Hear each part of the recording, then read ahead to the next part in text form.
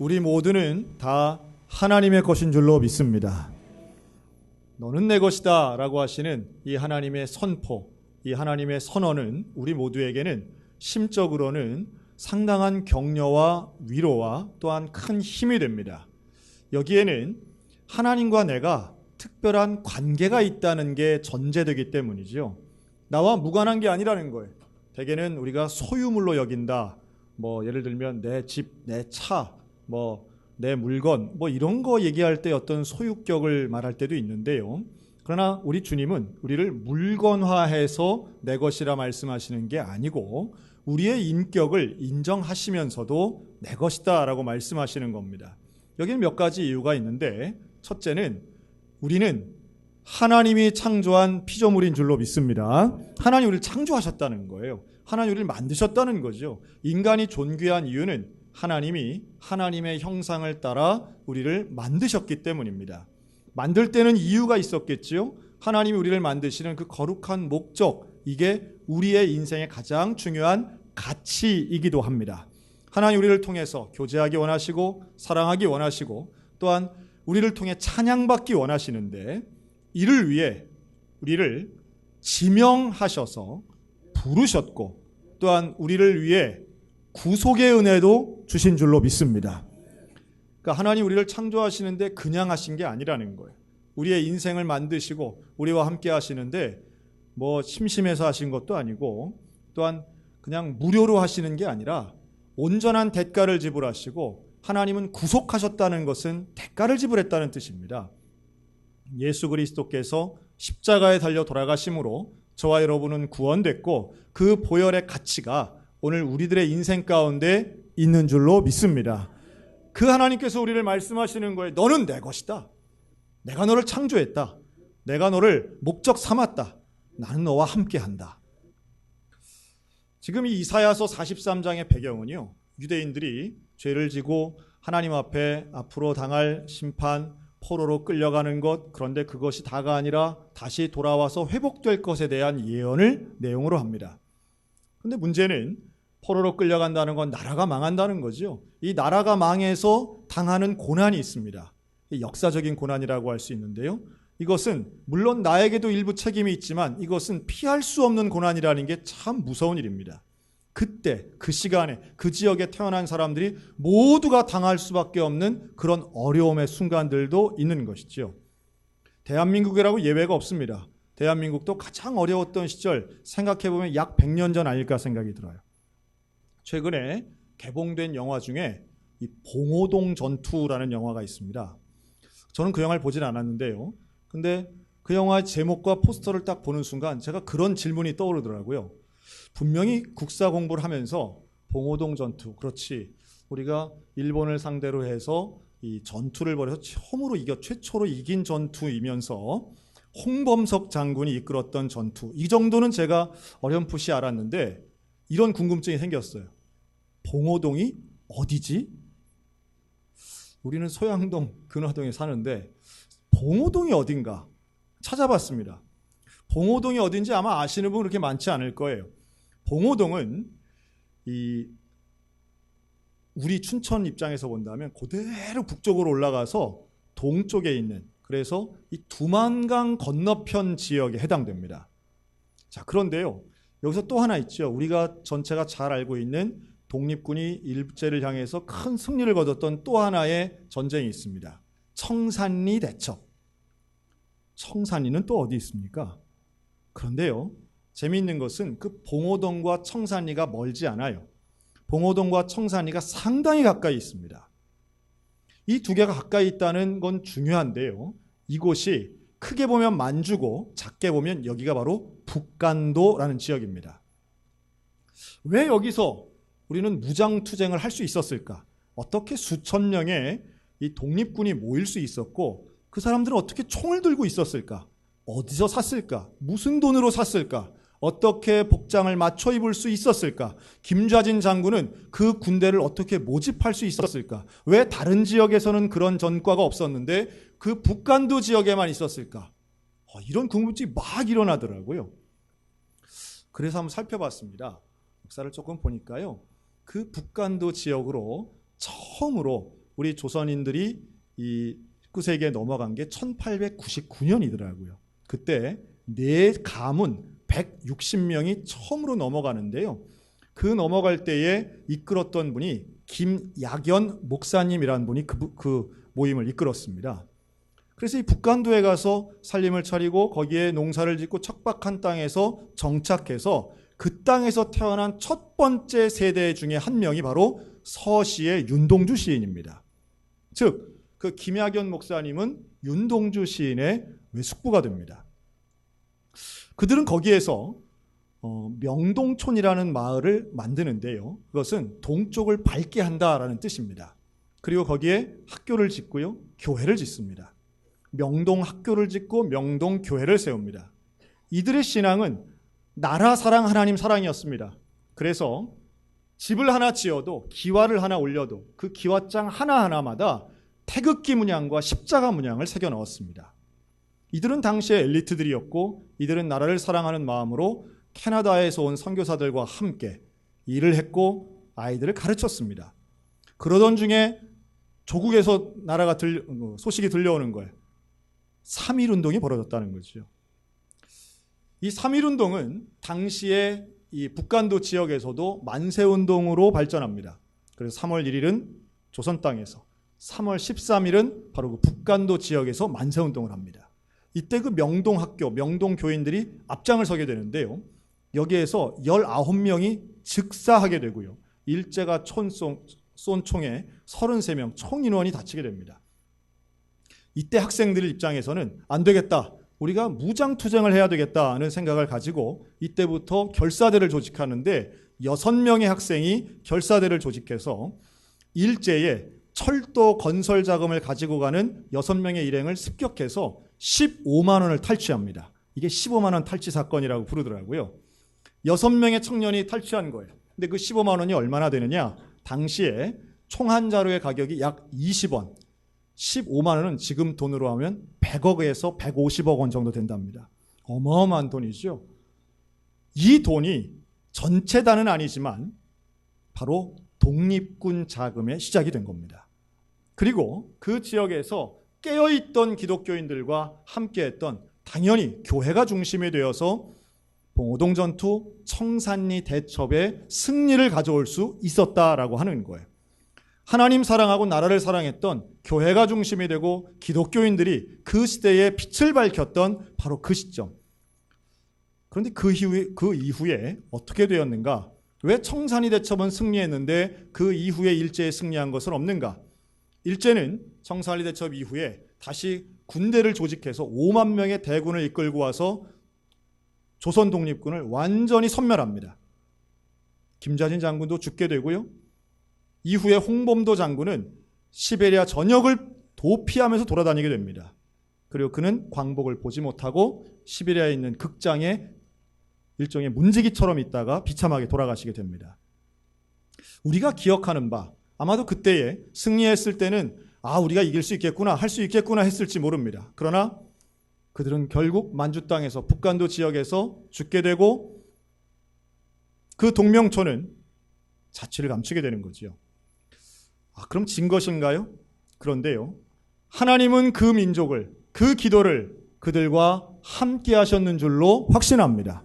그 증거가 바로 우리들입니다. 그 증거가 우리들이에요. 그분들은 만주 땅의 대한민국을 원했던 것이 아니라 그분들은 조선이 독립하기를 원했던 겁니다. 이곳에 교회가 세워지고 이곳에 학교가 세워지고 이 땅에 자유민주주의 국가가 세워지기를 원했던 것이죠. 하나님의 은혜는 저는 역사 속에서도 충분히 증명되고 하나님과 함께하는 사람들은 고난은 당할지언정 멸망하지 않고 하나님이 이루시는 기적도 이루어지게 될 줄로 확신합니다. 오늘 주님 이런 말씀하세요. 네가 물 가운데로 지나갈 때 내가 너와 함께할 것이라. 내가 불 가운데로 지날 때 타지 아니할 것이다. 놀라운 말씀인데요. 이 말씀은 우리가 잘 듣기도 하고 좋아하는데 두 가지 의미가 있다고 봅니다. 하나는 상징적인 의미예요. 우리 인생의 고난들이 정말 물처럼 불처럼 올 때가 있습니다. 그런 여러 가지 다양한 어마어마한 고난들, 눈에 보이는 고난, 피할 수 없는 고난, 내 힘으로 할 수 없는 고난, 물과 같고 불과 같은 고난들이 있습니다. 여러분, 그 고난 가운데 하나님이 약속하시는 것은 내가 너와 함께 하겠다라고 하는 약속인 줄로 믿으시기 바랍니다. 주님은 고난을 피한다고 말씀하지 않아요. 고난이 없어지겠다고 말씀하지 않아요. 고난 가운데로 간다고 말씀합니다. 고난 가운데로 가는데 네가 물 가운데로 가도 나와 함께 하니까 침몰하지 않을 거야. 불 가운데로 가도 내가 너와 함께 하니까 사르지 않을 거야. 이 약속을 주시는 거죠. 직접적인 의미도 있습니다. 당시의 유대인들이 이 말을 들을 때에 물 가운데로 건너? 그러면 자연스럽게 떠오르는 것은 홍해를 건넌 모세입니다. 또 요단강을 건넌 여호수아입니다. 불 가운데로 들어가? 그것은 다니엘과 세 친구의 풀무불이 당연히 생각이 나는 거죠. 공통점이 있습니다. 그러한 놀라운 현장 속에 하나님이 함께 하셨고 또한 온전한 하나님의 역사를 온 사람들이 다 경험했다라고 하는 거예요. 개인적인 고난이든 민족의 고난이든 고난 속에서 발견되어지는 하나님은 더 실제적이고 극적이고 변할 수 없는 현실인 것을 믿습니다. 지난주에 제가 주보를 광고하면서 지난주 오후 예배 제가 없습니다. 그 이유는 제가 달성에 있는 백합교회 축사를 하러 갑니다. 이렇게 광고를 했습니다. 이 달성백합교회는 경상북도에 있는 교회고요. 이번에 새로 지난 주일날 취임하신 분은 제가 전도사 부목사 시절에 가르치고 함께 신앙생활했던 청년회장 출신의 목사님입니다. 그분이 신학교를 가서 목사님이 되고 지난주에 취임을 하신 거예요. 물리적으로 거리가 멀기 때문에 아이고 그냥 나까지 가서 축사를 합니까? 그런데 목사님 꼭 오셔서 해달라는 거예요. 그래서 이제 갔습니다. 제가 그 교회를 잘 압니다. 그 교회는 25년의 역사를 가지고 있습니다. 그런데 이번에 취임하신 분은 2대 목사님이고 첫 번째 목사님이 30대 초반의 나이에 개척을 하신 그런 교회예요. 이 교회는 또 한 번의 고난의 역사를 가지고 있는데요. 목사님의 아들이 초등학교 아주 저학년일 때 골육암을 걸립니다. 그래서 이 암을 고치기 위해서 온 성도들 또 아주 전국에 있는 많은 성결인들이 도와주셔서 성금이 모아지게 되고 그 모여진 성금으로 예배당을 건축한 교회가 바로 그 달성 백합교회입니다. 저도 그때 같이 그 지역에 있었고 함께 기도하고 했습니다. 다행히도 그 아들은 이후에 여러 차례의 수술을 통해서 다리뼈를 잘라내고 이런 큰 수술을 정말 10번도 넘게 했지만 결국은 처음 입원했을 때 있던 병실에 10여 명 소년 중에 유일하게 살아남은 어린이가 됐고요. 그리고 지금도 건강하게 대학 졸업반 생활을 하고 있습니다. 그런데 그 아들이 고침받은 것은 다행스러운 일이었지만 그 과정 속에 이 목사님이 또한 질병이 걸렸습니다.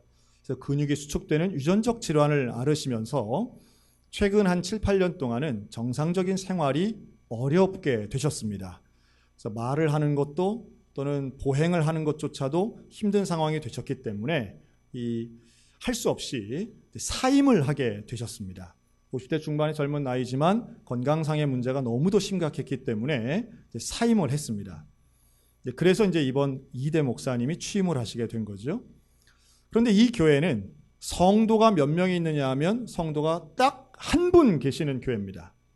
제가 이 이야기를 지난 주중에 새벽 기도회 때 한 번 했고요. 권사회 연합회 수련회 때 한 번 했습니다. 그래서 안 해야 되는데 해야 하는 특별한 이유가 또 하나 생겼기 때문에 오늘 말씀을 드립니다. 딱 한 분의 성도만 지금 그 교회에 출석을 했던 겁니다. 최근 몇 년 동안에요. 더. 제가 축사를 하면서 그랬습니다. 사실은 교회가 많이 있고 또한 교회 생활이라고 하는 것은 교회를 옮길 수 있는 여러 가지 이유들도 있는데 그 이윤자 집사님이라고 하는 그분은 오로지 그 교회에서 혼자 있으면서 목사님이 편찮으실 때도 혼자 앉아있고 또한 그 목사님은 올해 초에 사임을 하셔서 수개월간 그 교회가 목회자 없이 진행이 됐는데 혼자 그 예배당을 지킨 거예요. 뿐만 아니라 교인이 없는 상황 속에서 목사님이 또한 병치료도 하고 이런 가운데 그 교회는 예배당을 담보로 해서 빚이 많이 생겼습니다. 총 1억 원의 빚이 생겼는데 그 빚은 매월 이자 40만 원이 나가야 됩니다. 근데 이 집사님이 혼자 그 이자를 감당하면서 예배당을 지키신 거예요. 자기 소득의 3분의 1을 이자로 내면서까지 그 예배당을 지켰습니다. 지방회에서는 이 교회는 폐쇄해야 되겠다. 빚이 너무 많기 때문에 재산을 처분하고 문 닫아야겠다라고 생각했는데 그 집사님 한 명이 지킴으로 해서 이번에 목사님이 취임하시게 된 겁니다. 어찌 보면 뭐 이런저런 이유로 교회를 옮길 수도 있겠다고 보지만 그렇게 그루터기 신앙같이 한 분의 신앙, 정말 묵묵하게 교회를 지키는 그 한 분이 하나님께는 또한 얼마나 귀한 분일까 하는 생각이 들어서 제가 축사 시간에 그분을 세워드렸습니다. 그래서 제가 격려했죠. 하나님께서 분명히 앞으로 은혜를 주실 것이다. 위로를 주실 것이다. 그 교회가 1층과 2층으로 되어 있는 교회인데요. 이 젊은 목사님이 가셔가지고 한 달 동안 그 안에 있던 쓰레기들 20년 묵은 것들 다 꺼내고 다 버리고 아주 뭐 공사를 친구들하고 해가지고요. 장판도 도배도 다 새로 하고 화장실도 새로 만들고 정말 열심히 일을 했더라고요. 자, 그럼 여기까지가 제가 지금 들었던 분들께 드렸던 말씀이고요. 그런데 그저께 연락이 왔습니다. 목사님, 교회에 불이 났습니다. 아무도 없는 시간에 원인 모를 불이 나서 1층이 잿더미가 된 거예요. 이거 어떻게 봐야 되겠습니까? 그렇죠? 이제 소방서에서 오고 경찰서에서 와서 그 교회를 이제 검식을 한 거죠. 그랬더니 감식을 했더니 아무래도 누전인 것 같습니다. 오래된 건물이어서 그런 것 같다는 거예요. 이 목사님이 어찌 해야 될지 모르겠다는 거죠. 제가 그랬습니다. 야, 정말 어떻게 성경 말씀에 불 가운데로 가도 불이 사르지 못한다고 했는데 어떻게 이런 일이 일어나는가. 참 마음이 안타깝더라고요. 그러면서 제가 그런 얘기를 했습니다. 저하고는 상당히 막역과 가깝기 때문에 그랬습니다.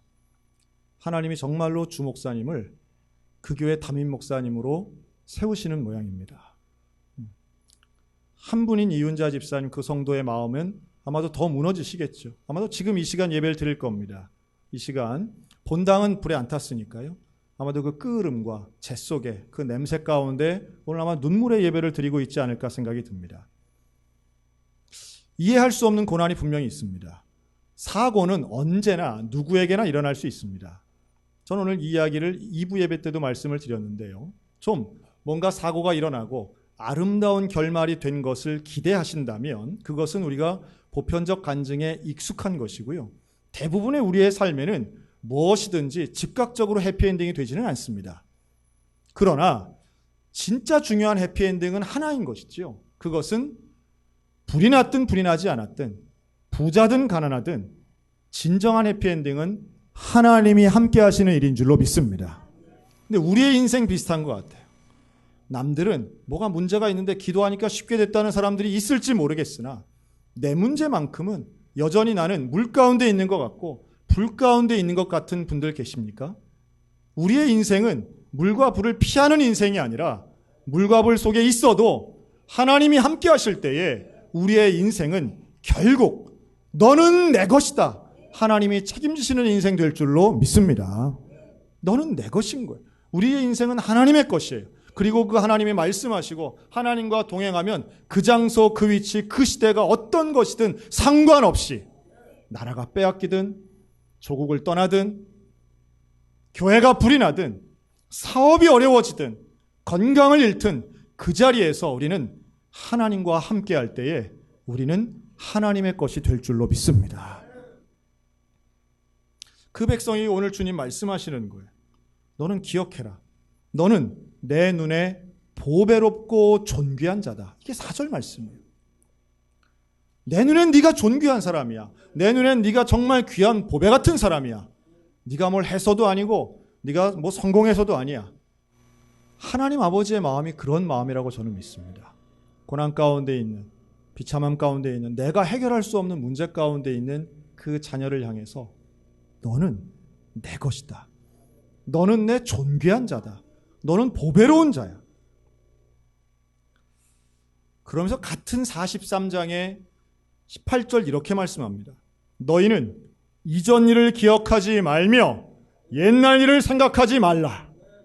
보라, 내가 새 일을 행하리니 이제 나타낼 것이라. 광야의 길을 사막에 강을 내리라.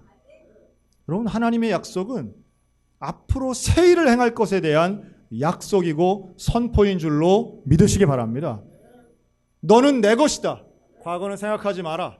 내가 너와 함께할 것이고 함께하면 불덩어리의 고난이 있어도 너를 사르지 못할 것이고 이제 내가 너와 함께하는데 광야의 길을 내주겠다는 거예요. 여러분, 이 약속의 말씀을 마음에 품는 믿음의 가문들, 믿음의 가정들 되시기를 주님의 이름으로 축복합니다. 여러분, 그래서 오늘 주보 오면에도 광고를 했지만 여러분, 추석에 가족들이 모이면 여러분 예배를 드리시기를 권면합니다. 기도하시기 바라요. 아마도 그런 경험들 많으실 거예요. 모이면 조카들이든지 자녀들이든지 밥 먹고 꼭 그런 질문 하잖아요. 너는 누구를 지지하느냐, 반대하느냐, 이런 거 많이 묻잖아요. 여러분, 정말 아까운 시간 아닙니까? 정말 오랜만에 모였는데 왜 우리 한 번도 만나보지 못한 대통령 얘기를 왜 합니까? 해봐야 좋을 것도 없는데. 제가요, 이렇게 권면을 드리고 싶어요.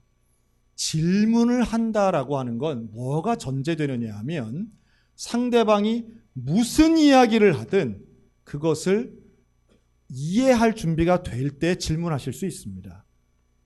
싸울 준비가 돼서는 질문하시면 안 됩니다. 장성한 자녀도, 장성한 조카도 독립된 개체라고 하는 거예요. 오히려 그 시간에 그러한 토론이나 질문이나 정치나 이런 이야기보다 정말 축복의 말씀과 축복의 기도를 하시라고 권면해드리고 싶습니다.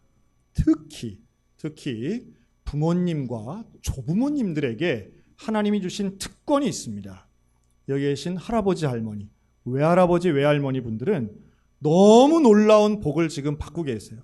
손주가 있다는 거 아닙니까? 할아버지들에게는. 그렇다면 손주들에게, 이 자녀 손들에게 머리에 손을 얹고 축복의 기도를 할 수 있는 것은 특권 중에 특권이고, 그것은 이 명절에 모여서 우리가 할 수 있는 가장 귀한 일 중에 하나입니다. 다만 조심할 것은 자식이 부모 머리에 손 얹고 하는 건 아닙니다. 또 형제 간에 그렇게 하는 것도 아닙니다. 불법이다 이런 얘기가 아니고 우리에게 유익함이 되려면 그렇게 기도하시고요. 또 가족 간에 어떤 병든 자가 있거나 특히 기도가 필요한 분들이 있다면 병든 자 같으면 아픈 부위에 손을 얹고 기도하시면 좋겠고, 또 격려가 필요하다면 어깨나 등이나 다른 부위에도 손을 얹고 얼마든지 연결해서 기도하실 수 있습니다. 이거 되게 쑥스러운 일입니다. 안 해본 분들은 상당히 쑥스러울 수 있습니다. 그러나 할아버지가 기도하자고 하는데 어느 누가 반대하겠어요? 정치 토론하는 것보다 제가 볼 때 100만 배 낫습니다. 그렇게 기도하시기 바랍니다. 나라가 그렇게 걱정되면 나라를 위해서 기도하시기 바랍니다. 그리고 그렇게 축복하여 기도할 때에 누가 제일 좋아하겠습니까? 기도받는 자손들 너무 좋아합니다. 할아버지의 영적 권위, 할머니의, 외할머니의 눈물의 영적의 권위가 그 시간 기억되고 유지되고 또한 자녀손들에게 흘러가는 일이 이번 명절 가운데 있으시기를 주님의 이름으로 권면합니다. 너는 내 것이다. 우리는 하나님의 것이야. 우리는 하나님을 믿는 백성이야. 우리 하나님께서 인도해 주시기 때문에 우리는 절대 망하지 않아. 하나님의 복을 받는 우리의 역사가 앞으로도 이어질 거야 라고 하는 승리의 이야기, 권면의 이야기 할 때에 여러분, 이 소망의 메시지는 개인에게도 필요하고요, 가정에게도 필요하고요, 우리 교회와 우리 나라 민족에게 분명히 필요한 말씀이라고 저는 확신합니다. 우리를 창조하신 하나님, 우리를 구원하신 하나님, 우리를 사랑하시고 나와 함께 하시며 새 일을 행하시는 그 하나님을 믿고 오늘도 간절히 기도하여 믿음으로 승리하는 우리 믿음의 백성들 다 되시기를 주님의 이름으로 축원합니다. 아멘.